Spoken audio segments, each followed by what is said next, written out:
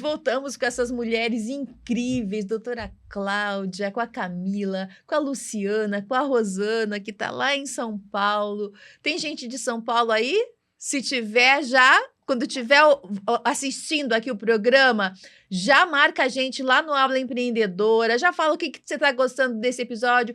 A melhor frase, o melhor depoimento vai concorrer a um kit do Habla Empreendedora, mochila para notebook, guarda-chuva personalizado, caneca, planner, caneta, enfim, tem uma infinidade aí de produtos do Habla Empreendedora que pode ser seu, exclusivo, hein, gente? Então não perde a oportunidade. Ô Lu, no primeiro bloco a gente estava conversando e eu te fiz uma pergunta. A gente está assim num momento bem emocional aqui, né? O primeiro bloco foi porque a gente está aqui, a gente está se desnudando aqui para nossa audiência, né? Falando das nossas dores, do que motivou a escrever, do processo de cura. O que te toca, né? Quando você pega o manuscrito ali, porque querendo ou não, essas mulheres confiaram em você, estão confiando as suas histórias para você. O que você sente? Sim, é uma emoção tão grande, porque, bom, primeiro a confiança mesmo, né, numa editora, por isso que é tão importante a credibilidade que a editora Bonilaure passa para os nossos autores, porque você pega uma história crua da vida de alguém, contando, às vezes abrindo coisas que aquele autor nunca contou para ninguém, às vezes nem alguém da família nunca ouviu. E aquilo que a Camila estava falando, a pessoa começa a abrir, a escrever, e aquilo me emociona de uma maneira, é uma alegria tão grande. E claro que tem algumas coisas que chega para mim, eu dou uma filtrada, eu passo um Sim, filtro, até sim. para proteger a imagem, né, do autor, da autora. Mas é um conteúdo que se torna tão rico, tão inteligente, porque se fala da humanidade, a nossa humanidade. Todos passam por dores, por lutas, por angústias da alma. E esse livro em especial, né, Almas Livres, ele é tão lindo, a trajetória de cada uma dessas mulheres, que ela é uma ponte de esperança, uma ponte mesmo, que leva o leitor a alcançar a esperança. Que vai olhar para essas mulheres, se identificar talvez com algumas histórias e falar, puxa, se ela conseguiu, eu também consigo. É perfeito. Assim, é emocionante mesmo, assim, né? De ouvir os relatos, eu que tenho acompanhado, você já trouxe algumas autoras aqui, inclusive daquele outro livro, A Vozes de Resiliência, né? Que foi também, eu li, é maravilhoso, e tem histórias belíssimas. Ô Camila, eu acho que uma das coisas que impede, muitas vezes, uma pessoa de aceitar um desafio é o medo de ser julgado, né? Eu acho que isso até a doutora Cláudia depois pode falar um pouco mais sobre isso, mas eu acho que o medo de ser julgada é um ponto, assim, eu quero saber de você, você teve medo de ser julgada quando, porque assim, você abre, né, histórias, você tá trazendo relatos, você abre histórias muito pessoais ali dentro do seu capítulo, ah, como foi para você essa questão? Eu eu tive medo, mas jamais tive dúvida. O meu medo maior foi na forma de expor para não parecer expor outras pessoas, porque embora, muitos estejam e estiveram envolvidos nisso, tudo é sobre mim. Tudo é sobre mim. Foi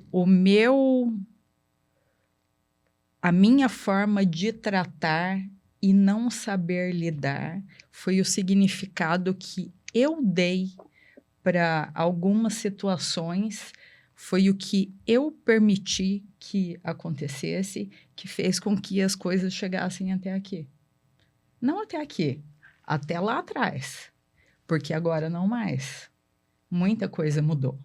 Muita coisa mudou visualmente, fisicamente, comportamentalmente, né? Então, tive medo sim, mas foi rápido e passou. Como que você acha que a sua história vai se conectar com a história de outras mulheres? O enxergar como tudo depende da gente. Tudo depende da gente.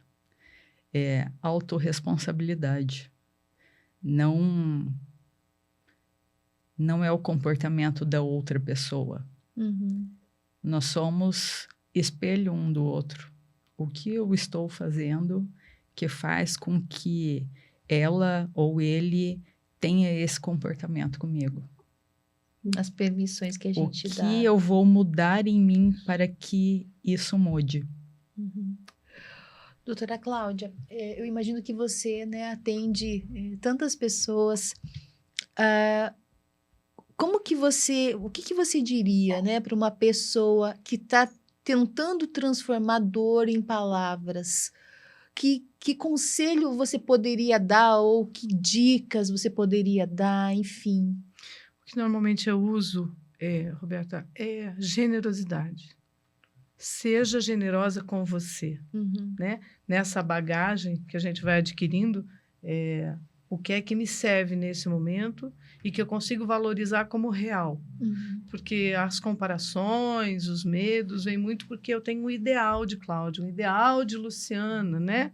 Não é o ideal, é o real. O que é possível fazer com o que a gente tem? Que escolha de verdade eu consigo fazer? Então, ser generosa. Puxa, eu não tenho... Eu voltei a estudar muito tarde, né? Eu fui terminar o ensino médio, eu já estava com um filho grande já. Maravilhoso. Foi Exemplo. Eu digo assim, que Deus abria a porta, eu punha o pé para manter a porta aberta, Uhum. ia com medo mesmo, transformava medo em força, dizia, não, se Deus abrir a porta é porque é para eu ir. Então, cada escolha, cada vez que eu escolhi alguma coisa para pôr na minha bagagem, Rubem Alves diz que a gente tem duas malas, uma das coisas que dão prazer e a outra das coisas úteis. Eu olhava para as úteis e dizia, isso me serve? Ou é só dar prazer? Então, a leitura me dá prazer, eu vou ser generosa e vou me dar esse tempo de leitura.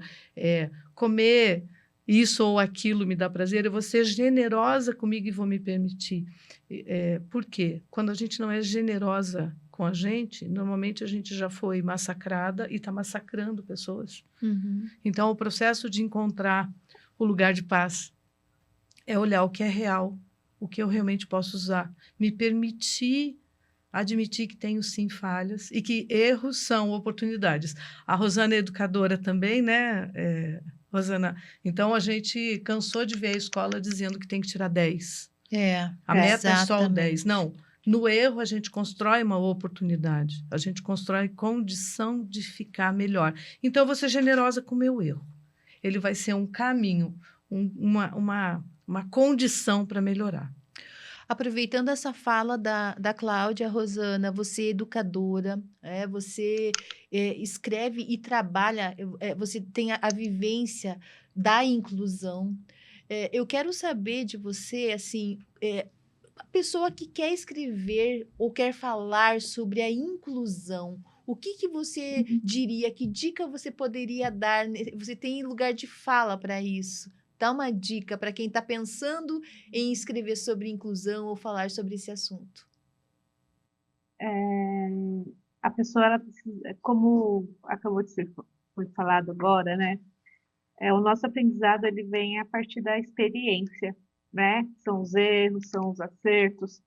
Então, a pessoa que quer trazer esse tema, que quer explanar, ela precisa viver, né? Não apenas ser um espectador, mas ela precisa ter um papel de fala, ela precisa ter uma autoria aí junto com esse público e realmente trazer a realidade para a sociedade, né? Não de uma forma de sofrimento, de dor, mas de superação, né? E o nosso papel enquanto educador, né? Então, eu acredito que nós precisamos trazer soluções. Uma pessoa que quer falar sobre inclusão, ela tem que trazer soluções, né? Tem que enxergar o copo mais cheinho um pouco, né? Porque as pessoas ainda reclamam muito, né? Nossa, nós não temos nada. Não acontece, como eu contei para vocês no início, eu tenho 20 anos de experiência nessa área aí, né? E eu vejo o quanto nós já avançamos. Ainda falta muita coisa, mas nós já avançamos demais. Então, eu acho que são esses avanços e são essas soluções. A pessoa ela tem que fazer pesquisa, né? Ela tem que trazer aí para a sociedade as soluções. É isso. Rosana, a minha irmã, ela é psicóloga e ela faz um trabalho também com pessoas, com autistas, com alguns transtornos. A questão do Uhum, autismo, eu vejo assim, né? Hoje existe ainda muita ignorância quando se fala, sim, né, em autismo.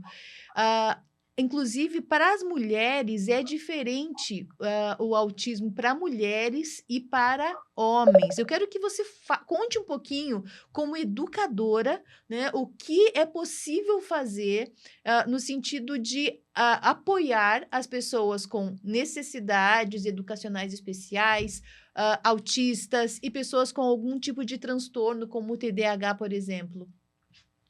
Acho que é bem importante a gente tocar nesse assunto. sim, porque são pessoas silenciadas, né? Uhum. Como eu disse no início, as pessoas elas generalizam demais.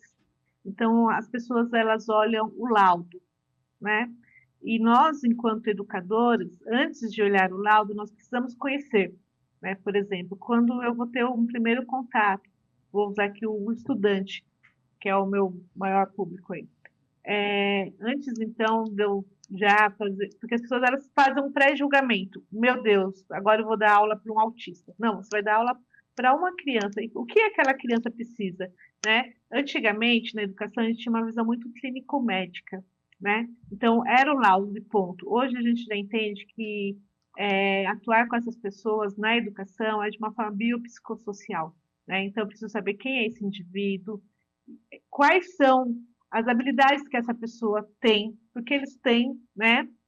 Algumas precisam ser mais exploradas, outras já estão aí em evidência, né? E aí, o papel da educação nesse sentido é de eliminar as barreiras que essas pessoas encontram no ambiente escolar. Então, independente do autismo ou algum tipo de transtorno ou outras formas de deficiência, o nosso papel enquanto educador é de eliminar barreiras, não de projetar barreiras, né? Então, eu preciso prever os apoios, eu preciso prever os recursos que essas pessoas precisam para que elas tenham um papel de fala na sociedade, para que elas se sintam pertencentes ao seu meio, no nosso caso, o ambiente escolar, né? Para que essas crianças sejam protagonistas. Eu tive recentemente, há uma semana atrás, aqui em São Paulo, nós temos uma Olimpíada de Matemática, né? E nós realizamos uma premiação. E aí eu fiquei observando as crianças indo ao palco receber medalhas e eu tive ali, assim, a grosso modo olhando, umas 5 crianças com autismo indo receber a medalha na Olimpíada de Matemática. Uau, Então, que olha a interessante. potencialidade que ele tinha, né? E isso foi explorado. Então, ele estava ali como protagonista, né? Ali não era criança autista. Eu só identifiquei o autismo por conta do cordão que eles estavam Aham. usando, né? De identificação.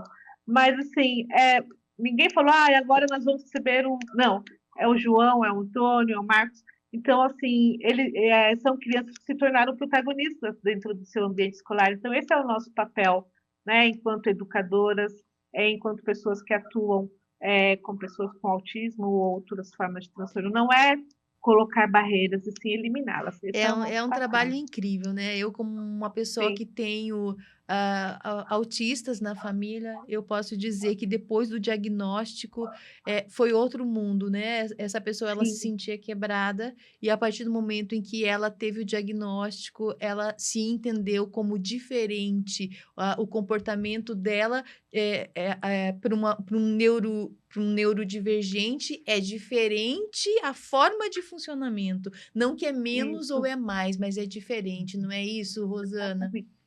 Exatamente. É isso mesmo. Né? Gente, Então, olha, assim como o ser humano, ele é assim, né? Ninguém é igual a ninguém. exato, O que você exato, trouxe é muito importante, conhecer, né? Se se conhecer. E a conhecer. partir do momento que você se conhece, você vai lidar com seus limites, enfim, mas é se conhecer e saber que nós vivemos em uma diversidade, né? O mundo é diverso, as pessoas não são iguais, né? E eles Rosana, têm obrigada por as suas essa fala. especificidades. Obrigada por Imagina. essa fala, é extremamente importante. Fica conosco, a gente está indo para o intervalo, a gente vai para o... Agora você vai ficar com Autoestima em Foco, com a Giovana Vanzo, aquele programa dentro do Habla Empreendedora que traz a autoestima para dentro aí da sua casa. Não perca, fica conosco. No próximo bloco a gente continua esse papo maravilhoso com essas escritoras. Até já.